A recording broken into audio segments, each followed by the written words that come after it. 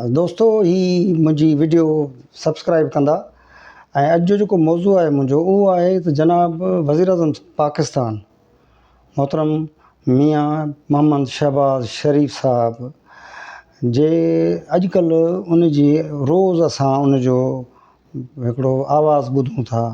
जॾहिं बि फ़ोन कयूं था कंहिंखे या का फ़ोन अचे थी त उन फ़ोन में असांजे मुल्क जे वज़ीर आज़म हरदिल अज़ीज़ वज़ीर आज़म साहब जी गुफ़्तगू अचे थी त पाकिस्तानी भाइयो मूं बिजली जो जेको आहे सो बिल ऐं रेट घटायो आहे, हाणे बिजली सस्ती कई आहे। साईं मञोसूं तव्हां बिजली सस्ती कई आहे, तव्हांजी वॾी महिरबानी। ऐं बिजली जा तव्हां बि जॾहिं वज़ीर आला हुया पंजाब जा त तव्हां बि मुतासिर हुया। तव्हांखे यादि हूंदो त वज़ीर आला हाउस में जेको हथ जो पखो थींदो आहे उहो खणी वेहंदा हुआ। कॾहिं कॾहिं तव्हां ॿई वॾो भाउ ऐं तव्हां ॿई गॾिजी वेहंदा हुआ, या तव्हांजो जेको स्पीकर साहिबु आहे उहे तव्हां गॾिजी पखो हलाईंदा हुआ, हथ जो पखो हीअं। तंहिंजे करे हाणे तव्हां जेका महिरबानी कई आहे आवाम ते, जेका बिजली सस्ती कई अथव, इहा त वॾी महिरबानी थी। तव्हांजो ॾाढो आवाज़ु सुठो ॿुधूं था, ख़ुशि थियूं था। पर साईं हिकिड़ी ॻाल्हि चवंदासूं दिलि में न कंदा, भला बिजली त आहे सही मुल्क में, जेको माण्हुनि जो भलो थिए थो। तव्हां ॾिसो त बिजली आहे सही।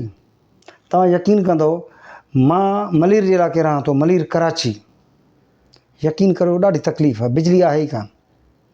बिजली न आहे त पोइ वरी ॿिया ज़रिया इस्तेमालु कयूं था। हाणे ॿिया ज़रिया बि आहिनि, ॿिया तरीक़ेकार बि आहिनि, पर उहे महांगा पवनि था। तव्हां जेका बिजली सस्ती कई आहे उन जी जाइ ते वरी जेकॾहिं असीं ॿियो को हीलो बहानो कयूं त उहो त असांखे तमामु महांगो पए थो। तंहिंजे करे साईं हाणे बिजली सस्ती करण जी ॻाल्हि करे सॼे मुल्क जे 25 करोड़ माण्हुनि खे ॿुधायो था त भई मूं तव्हांजी बिजली सस्ती कई आहे। माण्हुनि त ॿुधो, फ़ोन ते मोबाइल ते जॾहिं बि का ॻाल्हि थिए थी, असां कंहिं सां ॻाल्हायूं था त पहिरीं तव्हांजो आवाज़ु अचे थो। आवाज़ु ॾाढो भलो आहे, तव्हांजो आवाज़ु ॿुधंदा रहंदा आहियूं। तव्हां त हूं तबियत जा बि भला आहियो, तव्हां ॻाईंदा पिया आहियो, शेर शाइरी ॿुधाईंदा आहियो, हम नहीं मानते, इहे सभु ॻाल्हियूं तव्हां कंदा आहियो, असांखे पसंदि आहिनि। पर तव्हांजी जेका अमली ज़िंदगी में जेके कई ॻाल्हियूं आहिनि उहे ॾाढियूं परेशान कनि थियूं। हाणे बिजली सस्ती थी वई पर बिजली आहे कान। मां कसम सां चवां थो त असांजे सूबे में तव्हां ॿाहिराड़ी में वेंदो त लाइट आहे ई कान। घणो भाङे उहे इलाइक़ा जेके ॿोॾि मुतासिर थिया हुआ, जंहिंमें ॿोॾि आई हुई, माण्हू ॿुॾी विया हुआ, पोइ उन्हनि जा घर त ठहनि पिया था पर उते लाइट आहे कान को। माण्हू सोलर सिस्टम ते हलाइनि था। माण्हू किन वटि पैसो आहे, किन वटि कोन्हे। पोइ भला सोलर सस्तो करे ॾियो, घर घर पहुचायो। माण्हू पैसो ॾींदा, किस्तनि में ॾींदा, थोरा ॾींदा, घटि, जीअं माण्हू पंहिंजी सहूलियत तव्हांजी मार्फत वठे न। असांखे ख़बर आहे त तव्हां हींअर हर तरफ़ खां तव्हां जदोजहद कयो था, जाखोड़ कयो था माण्हुनि जे भले लाइ न। पर भलो इहो आहे त हाणे बिजली त सस्ती थी पर आहे कान। असांजे कराची में, मां मलीर में रहां थो, यकीन करियो उते बिजली जो एॾो त बहिरान आहे जो असां न त सुम्ही आसाइश कयूं था, न सुम्ही था सघूं, न ॿचिड़ा जेके आहिनि सो उहे निंड था कनि। इम्तिहान जा ॾींहं लॻा पिया आहिनि। पर कुझु इस्पतालनि में बि बिजली कान थी रहे। मरीज़ वञे थो उते बिजली कान्हे का, माण्हू इंटरव्यू ॾियणु वञनि था उते लाइट कान्हे का। साईं तव्हांखे गुज़ारिश था कयूं, हीअ मां सिंधी में भरियां थो, अलाह कंदो तव्हांखे इहा पहुचंदी। पर हीअ मां उर्दू में चवां त महिरबानी करो सर, जनाब वज़ीर आज़म साहब, आपने जो बिजली सस्ती की है उसके हम मशकूर हैं, हम आपके शुक्रगुज़ार हैं।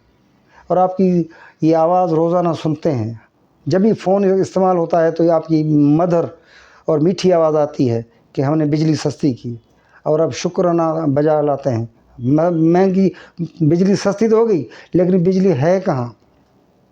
आप मेहरबानी करके एक तो वापडा को उसको फहमाश करो, उसको ताकीद करो कि बिजली नहीं जाए।